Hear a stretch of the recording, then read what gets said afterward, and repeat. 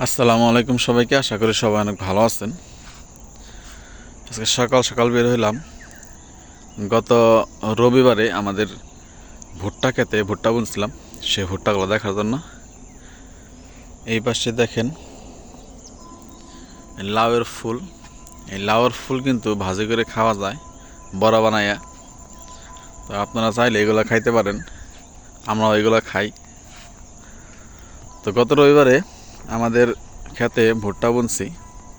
আজকে হইতেছে বৃহস্পতিবার। তো এখন যাইতেছি ভুট্টাগুলো দেখার জন্য যে ভুট্টাগুলো হয়েছে কিনা। তো আজকে কয়দিন হয়েছে?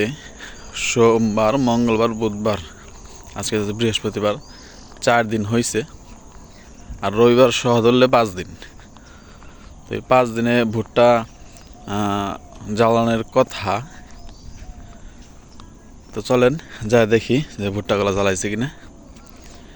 আর এই পাশে যে ভুট্টাগুলো বুনছিল, এই খেতে পানি ছিল, বৃষ্টিতে তলায় গেছিলো, সে ভুট্টাগুলো হয় নাই, সব নষ্ট হয়ে গেছে। আর এই পাশে কিছু কিছু জায়গা খেতে হয়েছে, কিছু কিছু না, প্রায় সব খেতেই হয়েছে মোটামুটি। তো চলেন আপনাদেরকে নিয়ে যাই আমাদের খেতে যে ভুট্টাগুলো হয়েছে কিনা। এই হইতেছে আমাদের ভুট্টা ক্ষেত। তো ভুট্টা খেতে এখন পর্যন্ত ভুট্টা যে বুনছিলাম সেটার অঙ্কুর এখনো বের হয় নাই, কোনো জায়গাতে অঙ্কুর দেখা যাইতেছে না।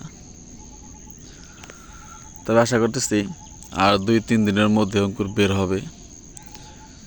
এর আগেও আমি কালকে আসছিলাম, গতকালকে এসে দেখে গেছি যে ভুট্টার যে বীজটা আছে সেইখান থেকে কিছু বের হয়েছে, মূল বের হয়েছে, গজায় গেছে। হ্যাঁ, তো আশা করতেছি 2-3 দিনের মধ্যে ভুট্টার যে অঙ্কুরটা আছে সেটা বের হবে।